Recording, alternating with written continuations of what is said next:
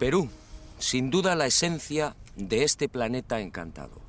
Perú milenario, mítico y sobre todo Perú mágico. Sígame y disfrútelo conmigo.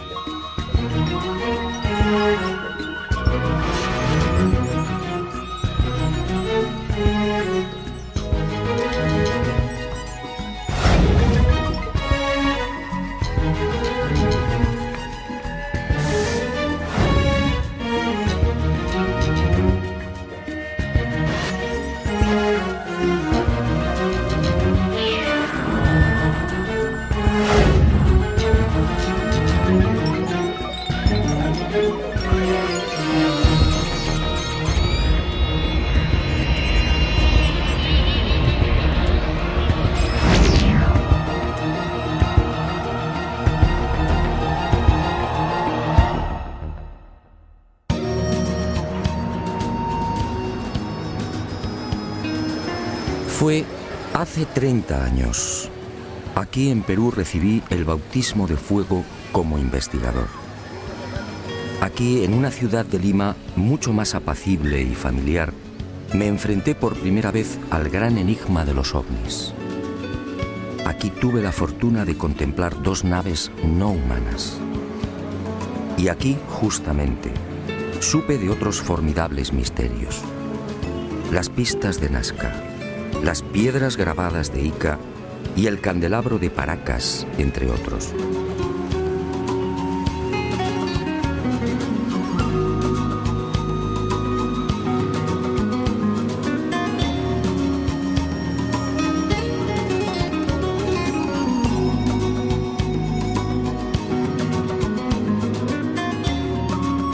Sí, es mucho lo que le debo al Perú.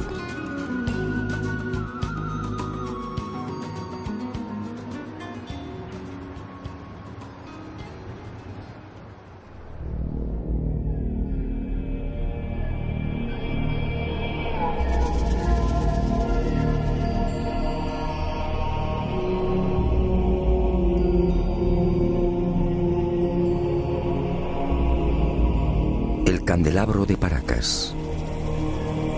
Hace 30 años nadie supo darme razón del porqué de este gran tridente. Hoy la situación es la misma. Nadie sabe. Sus medidas son espectaculares. Longitud máxima 183 metros. Anchura de los brazos 3.2 metros. Profundidad de los surcos entre 1 y 1.2 metros. Y en la base un rectángulo de 20 por 14 metros.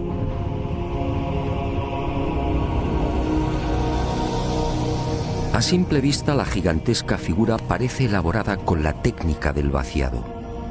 Alguien extrajo la arena y procedió a un férreo prensado de las paredes. Misteriosamente los fuertes vientos de la zona no han logrado borrarla. Y al excavar en los surcos surge una nueva sorpresa. A 10 o 15 centímetros, dependiendo del lugar, aparece una costra blanco-amarillenta de naturaleza cristalina, muy común en esta península. La deducción es inevitable. Hace cientos, quizá miles de años, la imagen del candelabro tuvo que ser distinta. En el pasado, esa blanca y pulida sedimentación lo haría brillar como un candelabro de plata. ¿Quién lo diseñó? No hay forma de datarlo. No existen referencias históricas. Nadie sabe cuál fue su finalidad. Para algunos se trata de un símbolo religioso. ¿Quizá el árbol de la vida? Para otros representa una constelación. ¿Quizá la cruz del sur? Hay quien asegura que estaríamos ante un signo ritual vinculado a sacrificios humanos. Sacrificios que tenían lugar en Isla Blanca y en el archipiélago de las Chincha, muy próximas al tridente. De hecho, el eje principal del candelabro aparece alineado con la primera de estas islas. Unas islas en las que han sido encontradas las momias de jóvenes mujeres decapitadas.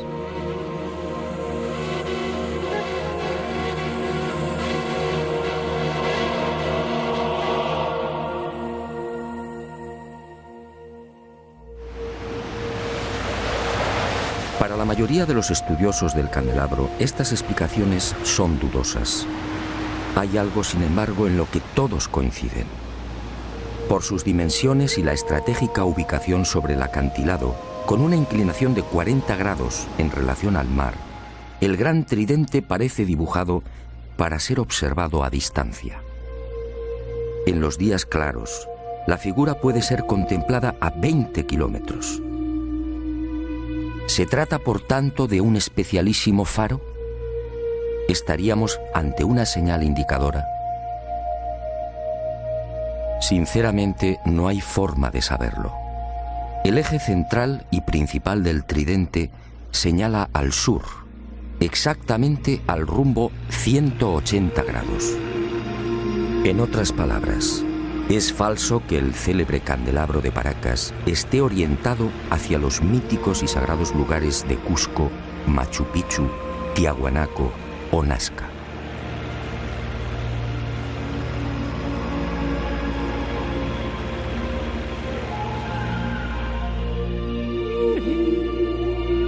¿Una señal indicadora?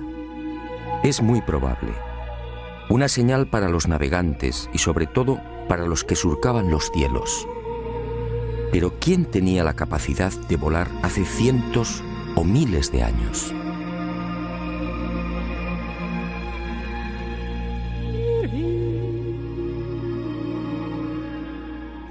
La pregunta parece absurda. ¿Quién podía volar en la antigüedad? Para la ciencia está muy claro. Ningún ser humano tenía la capacidad del vuelo hace miles de años. Yo, en cambio, no estoy tan seguro.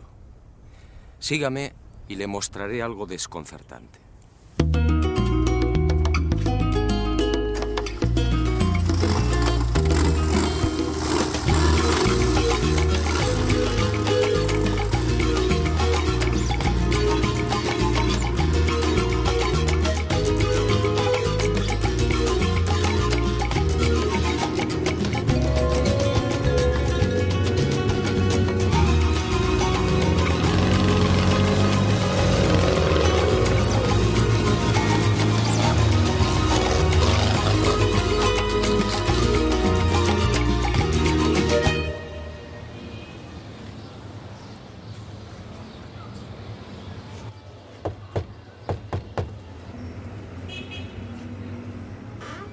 Se han cumplido 30 años desde que crucé el umbral de esta puerta por primera vez.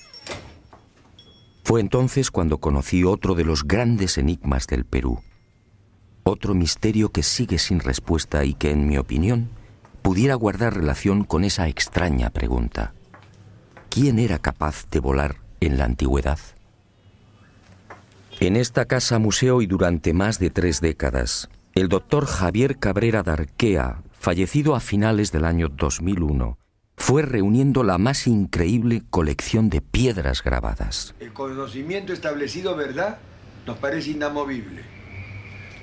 Pero la ciencia ha caminado moviendo ese conocimiento y permutándolo por verdades que sí son ciertas. Ahora,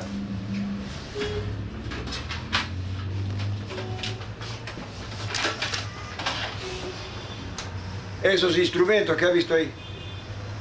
Ahí está. ¿Como de hueso, claro?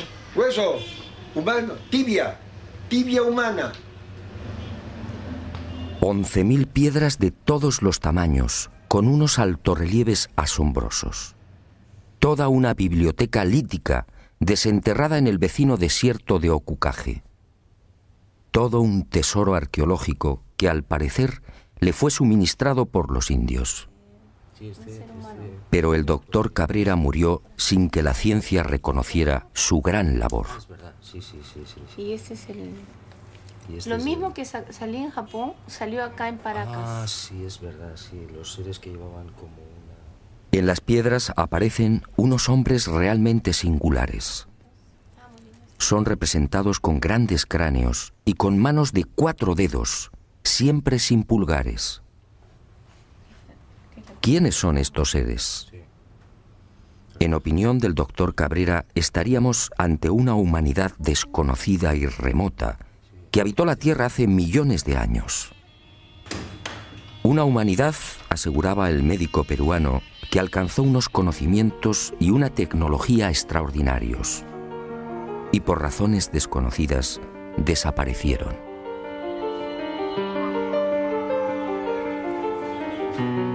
Pero antes de extinguirse, esta supuesta humanidad dejó un legado.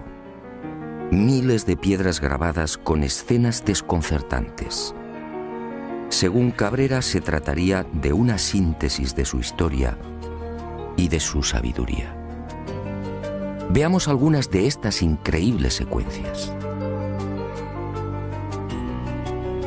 ¿Trasplantes de órganos? ¿Un trasplante de corazón en la antigüedad? ¿Una intervención en el cerebro?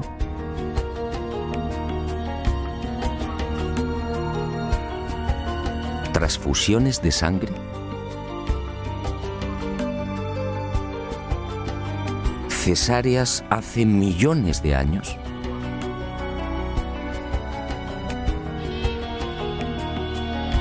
¿Representaciones de órganos humanos? ¿Hígados? ¿Corazones?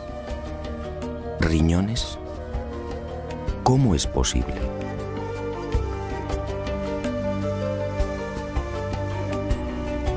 ¿Continentes hoy desaparecidos?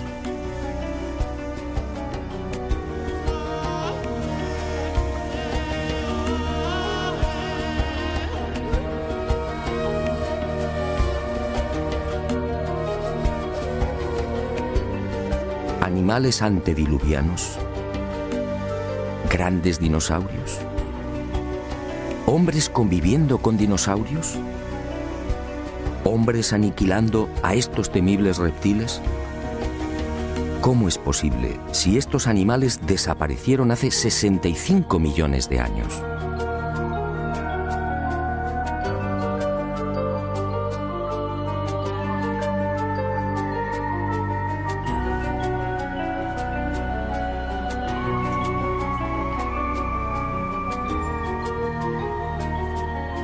¿Canguros en América?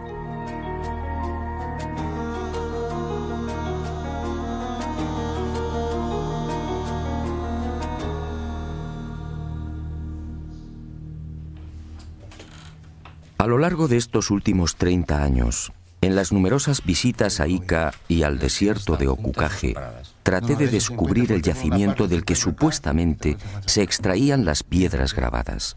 Y a veces también se encuentran seguidas. Pero eso fue inútil. Ni los indios ni Javier Cabrera aceptaron mi propuesta. Era su gran secreto. Pero el destino me reservaba otra sorpresa. Muerto el doctor Cabrera, las circunstancias cambiaron. Y Basilio Uchuya, el hombre que proporcionó más de 11.000 piedras al médico de Ica, quizá teniendo en cuenta mi fiel amistad hacia Cabrera, me sorprendió en esta oportunidad con una insólita noticia. Si lo deseaba, podía acompañarle hasta uno de los yacimientos. No podía creerlo. ¿Penetrar en el desierto y extraer las célebres piedras grabadas? Una operación así podía despejar de una vez por todas el espinoso y polémico asunto de la autenticidad de la biblioteca lítica.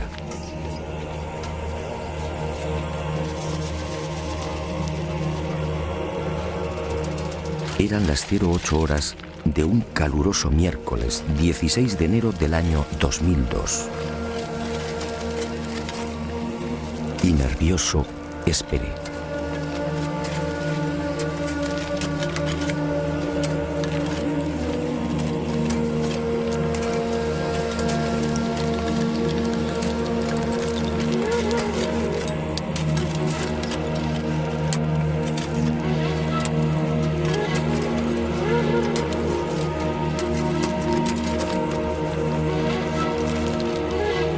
45 minutos más tarde, el corazón me dio un vuelco. Uno de los indios, Omar, detuvo la pala y señaló una piedra todavía semienterrada. Y observamos que el terreno está perfectamente apelmazado. Por tanto, es muy difícil que aquí haya habido algún tipo de manipulación previa. De momento, terreno completamente intacto, apelmazado. No podía sin creerlo. posibilidad de manipulación. Ya cede.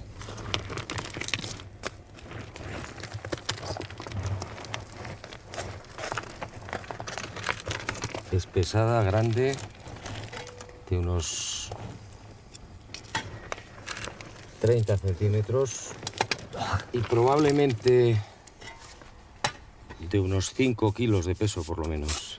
Que le corta la cabeza Al dinosaurio. al dinosaurio. El dinosaurio con la desesperación pone la mano en el pecho y la otra la pone abajo. Eso es su pierna de él. Su otra mano que el indio corre a matarlo. Su plumaje. Y a este primer hallazgo le siguieron otros. Los indios descubrieron nuevas piedras grabadas a razón de una cada 10 minutos. Es la tercera Todas piedra ellas, que en encontramos apariencia, en habían sido aproximadamente sepultadas mucho tiempo 40 antes. minutos. La ha encontrado Omar, ¿no? Sí. Omar. Sí. Y vamos a proceder a la extracción. Volvemos a insistir, terreno completamente apelmazado, que no se ha tocado evidentemente pues en muchísimo tiempo.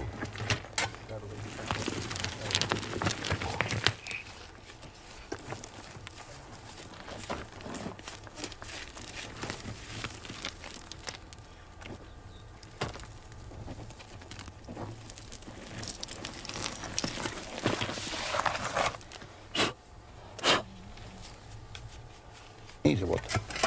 Aquí. Las grandes que tú le llevaste a Javier Cabrera, Viene la parte de allá. de allá. Bueno, esta es la cuarta piedra. Son las 10 menos 5 de la mañana, fuerte calor, pero creo que está mereciendo la pena porque ante nuestra sorpresa aparece una más. ¿Quién sabe cuántas puede haber aquí, en este cerro?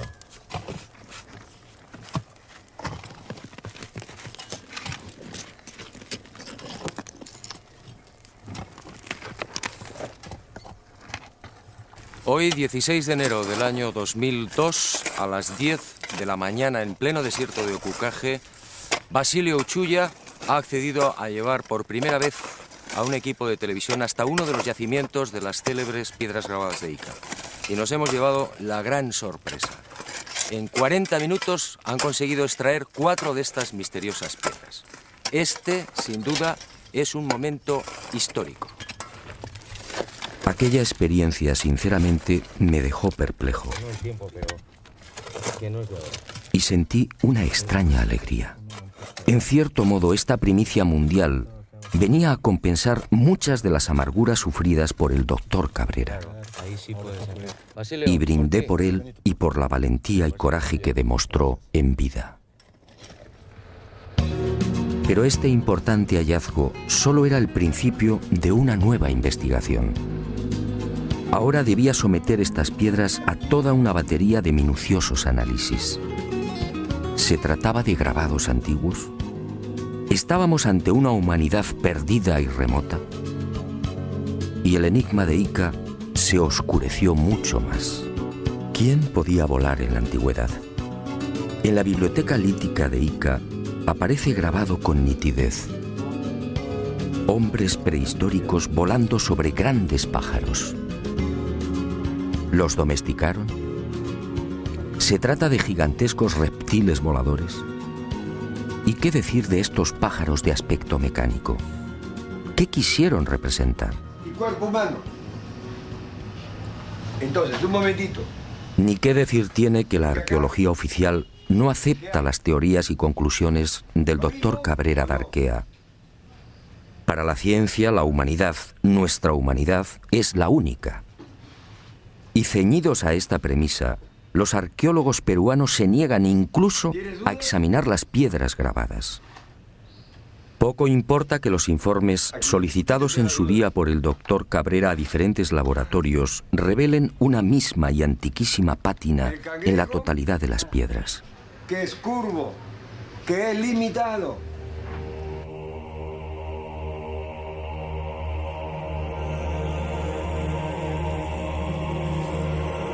Como tampoco importa que algunas de estas piedras grabadas fueran halladas en el fondo de tumbas precolombinas. Este fue el caso del rector de la Universidad de Ingeniería de Lima, Santiago Agurto, quien en 1961 descubrió 4 de estas piedras en otras tantas tumbas al sur de Ica. Tumbas cuya antigüedad fue estimada en 2.300 años.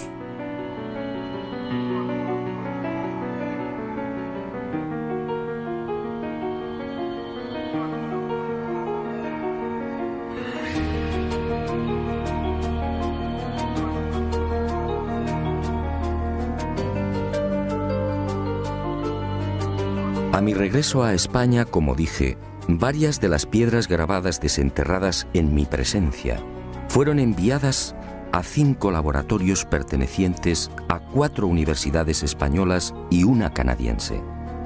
Aunque los estudios no han concluido, los primeros análisis arrojaron el siguiente resultado.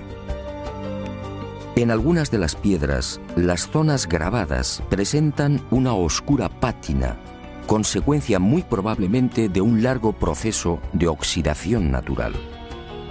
En palabras sencillas, esos grabados no son recientes. Pero otros estudios en otras piedras han puesto de manifiesto que las incisiones presentan una clara factura moderna. Los grabados habrían sido ejecutados con medios mecánicos motorizados. En suma, según estos análisis, y por ahora, algunas de las piedras extraídas del cerro serían recientes y otras antiguas. El enigma, por tanto, sigue en pie.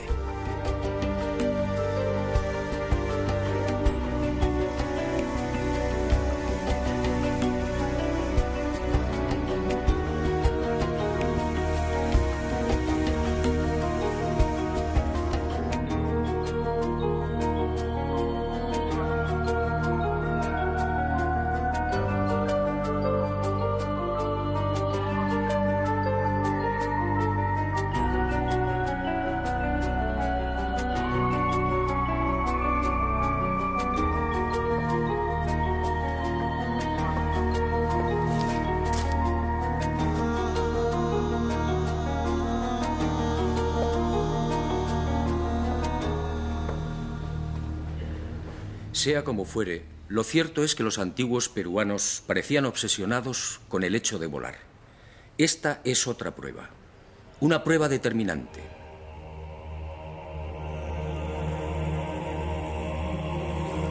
Huaco perteneciente a la cultura mochica, según los expertos fabricado hace 2000 años. Un hombre con alas. Unas alas claras y nítidas, sujetas al pecho con sendas correas. Para los arqueólogos se trataría de una especie de mensajero. Y me pregunto, ¿un mensajero con alas provistas del correspondiente arnés? ¿No es más lógico pensar en la representación de un hombre que podía volar? Más aún, si los antiguos peruanos obviamente no estaban capacitados para practicar el vuelo, ¿no serán estos huacos y pinturas el recuerdo de otros seres que sí podían hacerlo?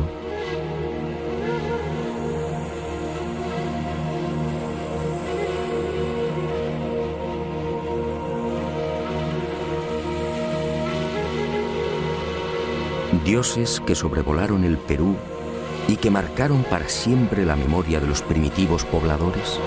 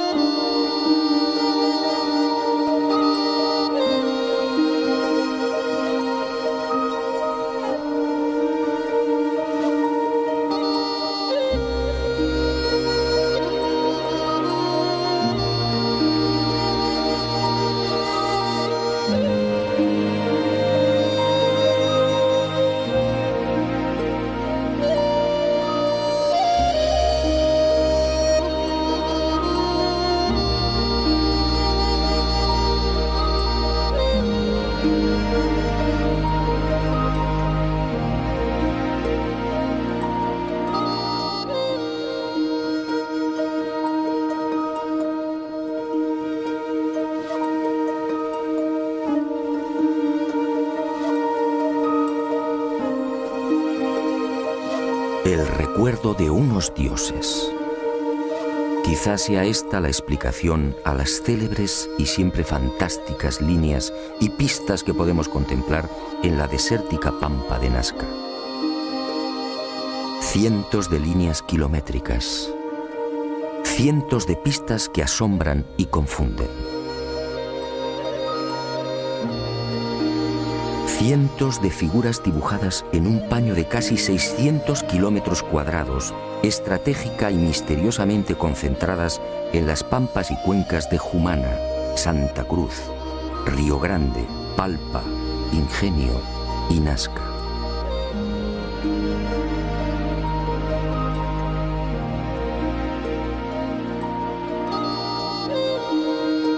Una formidable obra desarrollada quizá como homenaje, quién sabe si como reclamo, a esas criaturas que hace cientos o miles de años surcaron los cielos del Perú.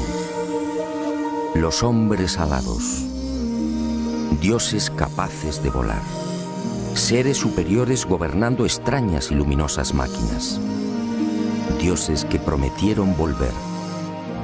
Y los hombres ansiosos plasmaron sus deseos en la tierra, dibujando grandes figuras, unas figuras solo visibles desde el aire, unas figuras mitad oración, mitad grito.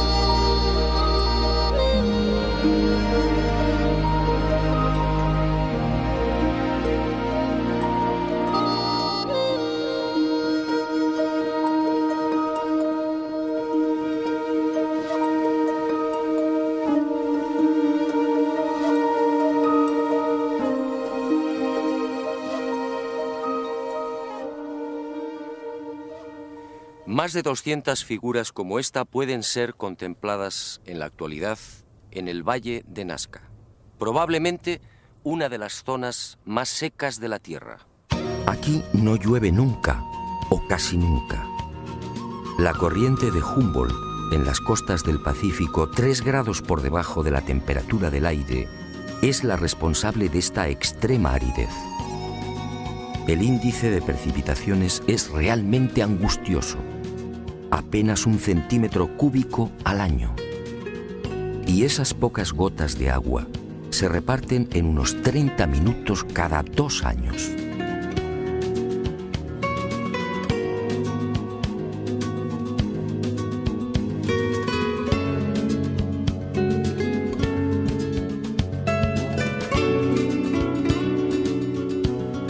Esta circunstancia ha permitido, en definitiva, que las líneas, pistas y figuras de Nazca se conserven casi intactas a lo largo de los siglos. Y a la ausencia de lluvias hay que añadir también otro interesante y peculiar factor que ha preservado casi milagrosamente la integridad de este tesoro. Los guijarros de la pampa, sometidos durante el día a fuertes temperaturas, acumulan el calor, creando una especie de colchón que aísla la superficie del terreno y sobre el que se deslizan vientos y arenas. Me parece buena la interpretación porque eso hace de que se genere ese colchón que tú mencionas, el Valle de Taruga o en la zona de Palpa, ¿no? Donde también vemos inmensa cantidad de...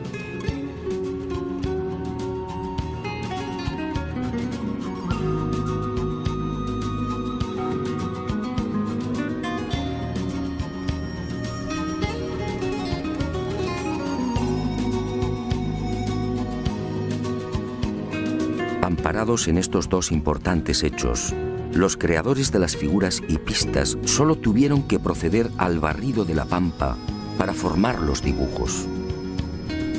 Al rayar la rojiza superficie del desierto, rico en hierro, aparece de inmediato una blanca capa de sílice, y el contraste de colores da vida a los formidables geoglifos.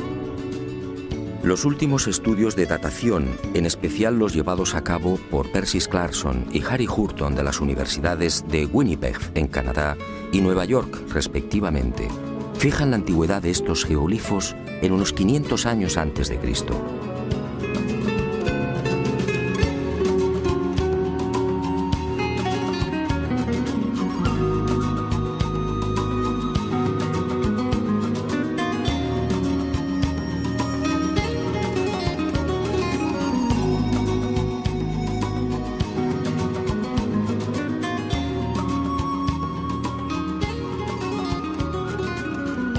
A diferencia de lo que sucede con el candelabro de Paracas, estas figuras de la pampa nasqueña sí disponen de un respaldo histórico. Cieza de León, que acompañó a Pizarro por el Perú a finales de 1537, fue testigo de excepción de estos signos. Así los califica. Signos en algunas partes del desierto que circunda Nazca. Y añade en sus crónicas que dichos signos eran tomados como caminos a seguir por las comunidades indias.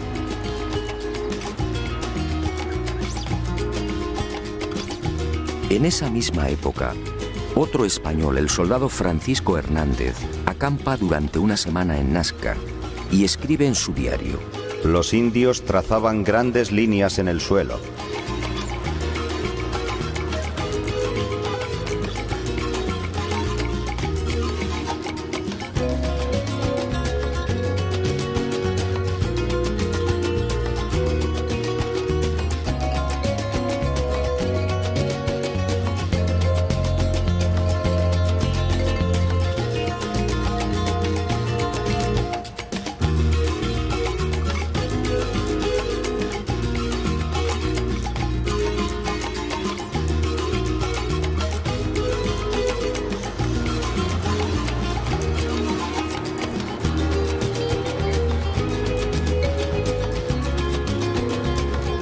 Años después, en 1586, el corregidor Luis de Monzón se dirige al virrey Toledo y le relata la siguiente historia.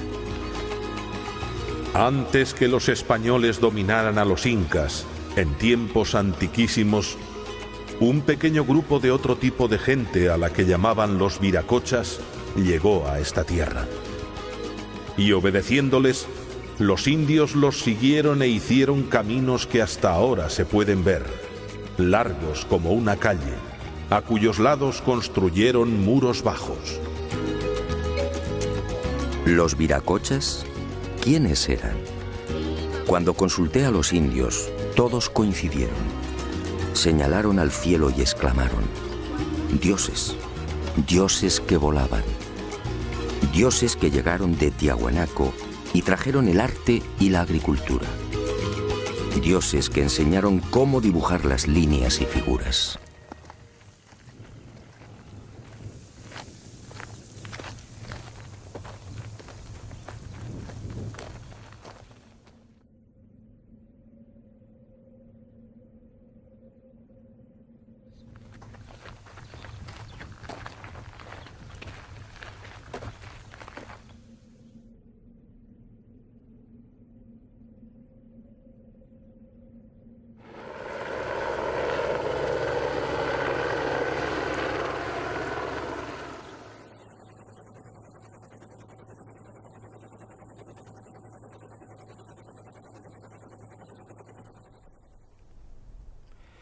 Pero además de estas célebres figuras, los antiguos pobladores de La Pampa crearon otros símbolos no menos misteriosos. Unos dibujos que voy a ofrecerle en primicia. Sígame y juzgue por sí mismo.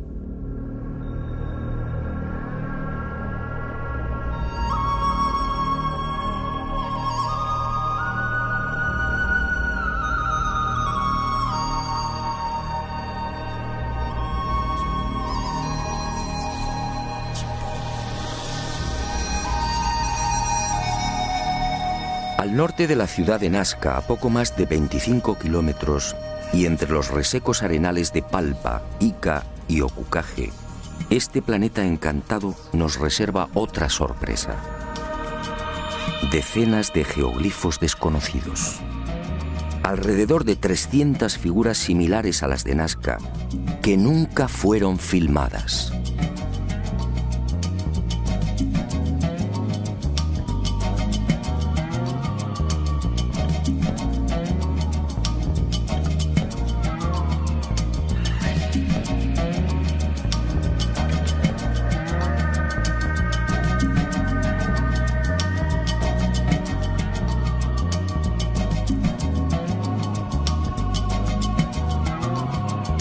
La huella de la serpiente. Más de 10.000 orificios de 1 metro de profundidad y 90 centímetros de diámetro que trepan por laderas y cerros. Nadie sabe qué significan.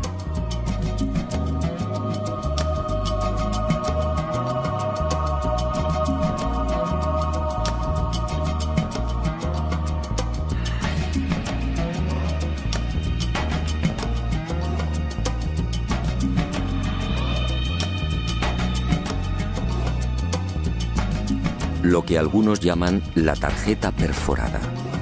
Otra enigmática sucesión de puntos en forma de aspa, excavados a lo largo de 15 columnas o líneas paralelas.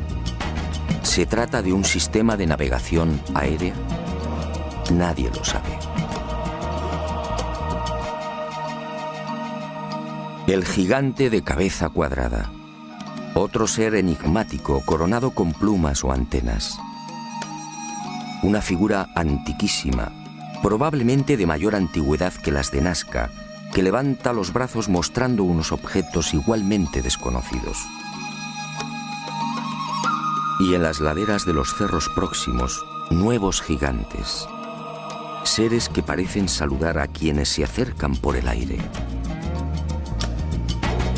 Y en Pozo Santo y en el cerro de Cabeza Larga, más señales. Figuras geométricas incomprensibles, individuos gigantescos con enormes cascos, felinos, aves desconocidas para la ciencia. Todo un misterio, un irritante misterio.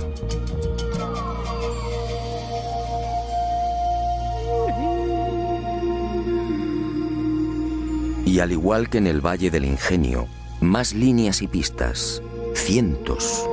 Pistas de hasta 14 kilómetros.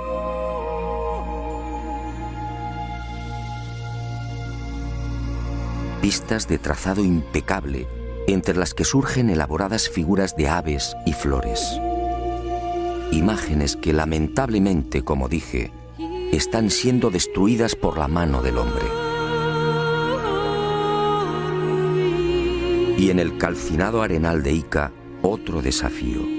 Esta figura fue descubierta en 1984 por los pilotos de Aerocóndor en la hacienda San Javier. Desde entonces recibe el nombre de la Estrella de San Javier. Mide 64 metros de diámetro y constituye sin duda el más arduo de los jeroglíficos. ¿Qué significa la Gran Cruz central? ¿Cómo debemos interpretar los 200 orificios y las decenas de líneas que unen los círculos? ¿Estamos ante un mensaje matemático?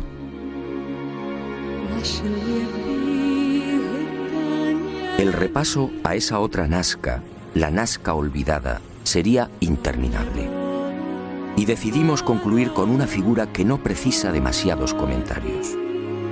Un colibrí de 50 metros de longitud, con algo muy especial sobre su cuerpo. Sí, todos los que lo contemplan coinciden. Un avión. Un avión dibujado sobre el cuerpo de un colibrí. Alas rectas, morro puntiagudo y todo un timón de cola. Pero, ¿quién volaba hace 2000 años?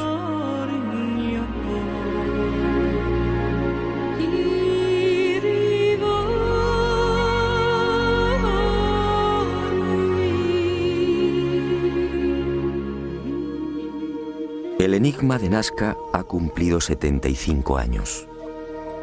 En 1927, el antropólogo Toribio Mejía era el primero en enfrentarse a este gigantesco y misterioso tablero.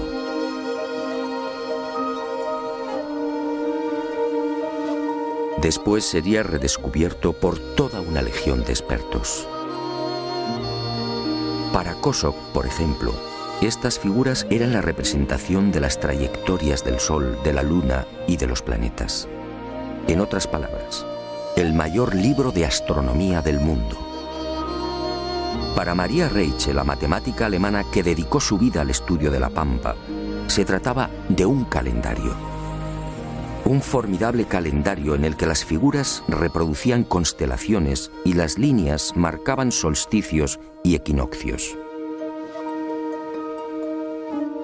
Gerald Hawkins sometió esta teoría de Reiche a las computadoras y comprobó que la hipótesis del calendario era falsa. Para el explorador inglés Tony Morrison, las líneas son caminos, senderos sagrados que unirían templos. Pero, ¿dónde están esos supuestos templos? Otros, como Jim Gutman, están convencidos de que los antiguos pobladores del Perú llegaron a fabricar y utilizar globos aerostáticos. Así, dicen, diseñaron las figuras. Dobkin de Ríos y Cárdenas van más allá y apuntan una explicación tan poco convincente como las anteriores. Según estos científicos, las figuras de Nazca no serían otra cosa que el resultado de la ingestión de alucinógenos por parte de los indios. William Isbell, en cambio, afirmaba en 1980 que estos geoglifos fueron la consecuencia de un simple entretenimiento, un procedimiento para mantener ocupada a una gran masa de población. La hipótesis no se sostiene porque, entre otras razones, estas figuras fueron trazadas a lo largo de 1500 años como mínimo. Henry Sterling llegó a proponer una explicación que obviamente fue desestimada. Los geoglifos de Nazca, escribió, son en realidad un gigantesco telar. Y recientemente se ha puesto de moda otra versión que tampoco termina de convencer. Según el hidrólogo Stephen Mabey y el arqueólogo Donald Prulls, estos cientos de imágenes serían simples marcadores de aguas subterráneas. El problema que hace tambalear los informes de estos científicos de la Universidad de Massachusetts es que de las 500 figuras existentes en los desiertos peruanos, solo 5 coinciden con napas o mantos de agua subterránea. Solo 5.